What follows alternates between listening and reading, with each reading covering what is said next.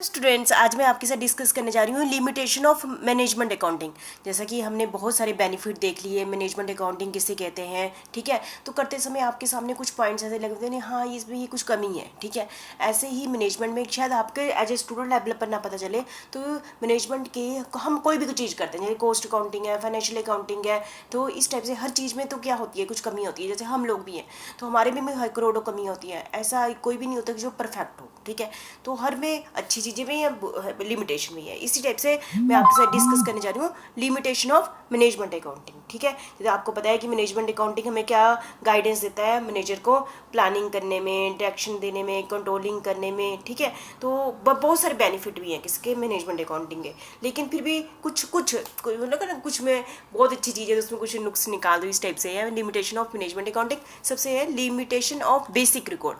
क्योंकि देखो, आप सभी को पता है कि जो मैनेजमेंट अकाउंटिंग है उसका बेस क्या है, दूसरे अकाउंट जैसे financial accounting, cost accounting, financial management, statistics और डिफरेंट टाइप्स के अकाउंट विद डिफरेंट टाइप की इन्फॉर्मेशन, वो सारे क्या है, इसका बेस है। जो मैनेजमेंट अकाउंटिंग डिपेंड ही किस पर करता है, इन सारे अकाउंट्स पर।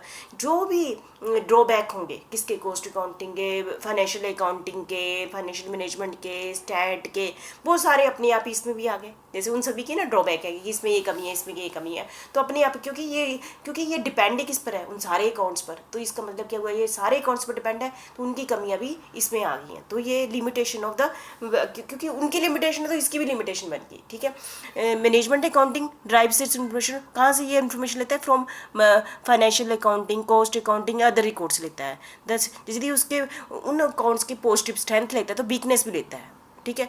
और depend upon the strength and weakness of this basic record, in other word their limitation are also the limitation of the management accounting, ठीक है।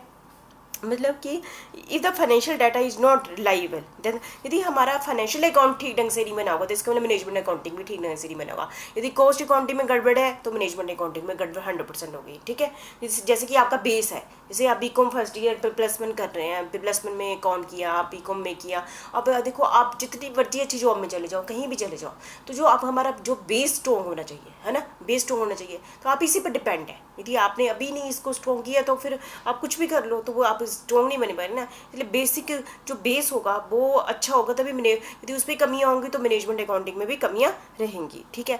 दूसरा है परसिस्टेंट एफर्ट, ठीक है। ये क्या है, the conclusion drawn by the management accountant are not executed automatically.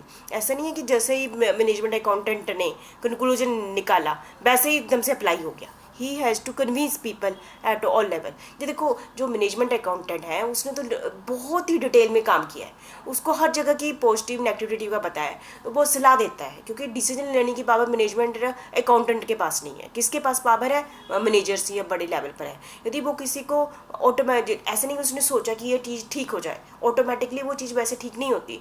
उसको बहुत सारे लोगों को कन्विंस करना पड़ता है कि नहीं ऐसा करें तब ये चीज़ ठीक हो जाएगी, ठीक है। तो इसके लिए बड़ा ही ये इसकी लिमिटेशन है। क्योंकि यदि लोगों ने, दूसरों ने उसकी बात नहीं मानी तो उसकी जो इतनी एफर्ट है वो सारी क्या होगी, बर्बाद होगी। इन other word, he must be N efficient salesman in selling his idea, ठीक है। तो जैसे यदि बड़ा ही अच्छा सेलमैन है, उसका सेलिंग आइडिया अच्छी है, पर टॉप लेवल दूसरे लोग उसके डिसीजन ले रहे हैं, तो ये इसकी लिमिटेशन है, ठीक है। नेक्स्ट है management accounting is only a tool. Management accounting क्या है, एक टूल है, ठीक है। Management can not replace the management.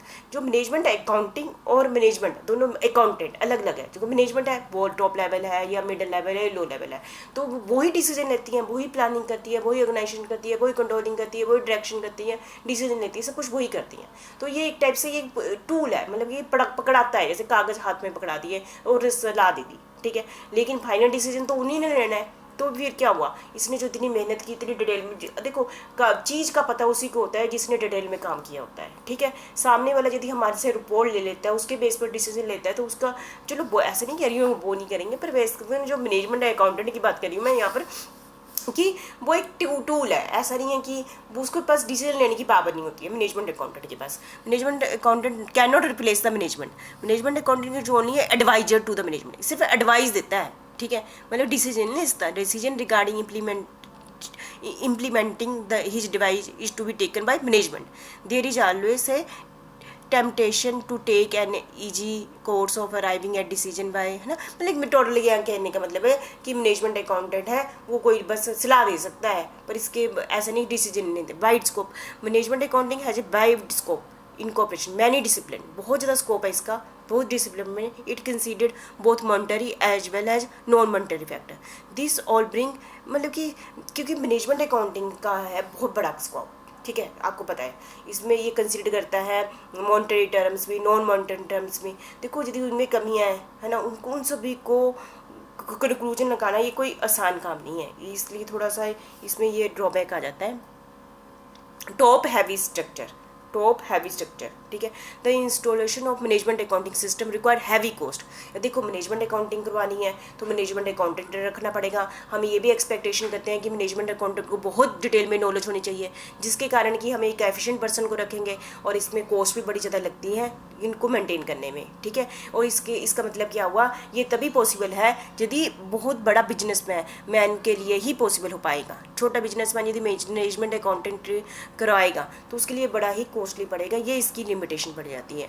Opposition to change, management accounting demand a break away from the traditional accounting practice, ठीक है, क्योंकि मैनेजमेंट अकाउंटिंग अकेला करंट डाटा हमेशा फ्यूचर के लिए लेता है, तो इसको होता है कि हम बीच में चेंज करें, पर हमारा क्या सिस्टम है, हम पर्सनल एक्टिविटीज़ क्या है, आप एज ए स्टूडेंट ही आप क्या हम बहुत ईजिली क्या अपने आप को चेंज कर पाते हैं। हमें बोले कि आज सुबह से 4 बजे उठना स्टार्ट कर दो, पढ़ना स्टार्ट कर दो, चेंज करना बड़ा ही मुश्किल हो जाता है, ठीक है। पर मैनेजमेंट अकाउंटिंग में क्योंकि फ्यूचर को ध्यान में दिया जाता है तो इसमें रीअरेंजमेंट किया जाता है, तो उस रीअरेंजमेंट को लोग अपनाने में थोड़ा सा करते हैं, ठीक है।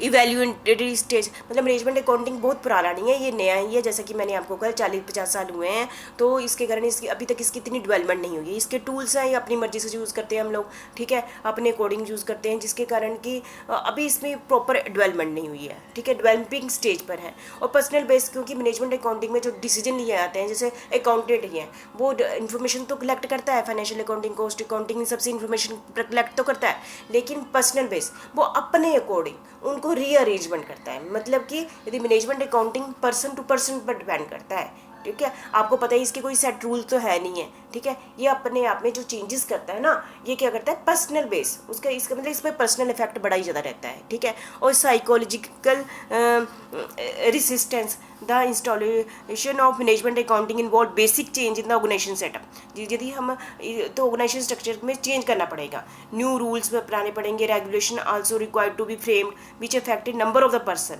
Hence there is a possibility of the resistance from some quarter और द टाइम लग सकता है, ठीक है। लैक ऑफ नॉलेज, देखो मैनेजमेंट अकाउंटेंट को बहुत ज़्यादा नॉलेज की जरूरत है, ठीक है। यदि उसको जैसे आपको पता है कि क्योंकि उसका डीलिंग सभी के साथ करना है, financial accounting, cost accounting, financial management, बहुत सारी रिपोर्ट, सब कुछ है ना, यदि उसकी नॉलेज में थोड़ी कमी होगी तो उसका जो डिसीजन होंगे, जो उसने मैनेजमेंट अकाउंटिंग अपनाई होगी, उसमें भी कमियां रह जाएंगी, ठीक है। तो इसका मतलब लैक ऑफ नॉलेज। तो ये सारी मैंने आपके साथ लिमिटेशन डिस्कस की। वैसे तो लिमिटेशन होता है ना, कुछ भी निकाल दो, पर 90% हम कहेंगे कि मैनेजमेंट अकाउंटिंग बहुत ही अच्छा टूल है जो मैनेजमेंट को डिसीजन लेने में हेल्प करता है, बहुत ही अच्छा है। लेकिन फिर भी ऐसे तो ना कि हाँ, पर यदि मैनेजमेंट अकाउंटिंग, हाँ, ये इसके पास डिसीजन लेने की पावर नहीं होती, हाँ, ये बहुत ही एडवाइजरी देता है, ठीक है। तो ये सारी इसकी लिमिटेशन थी, आपने अच्छे से देख लेना वैसे ना।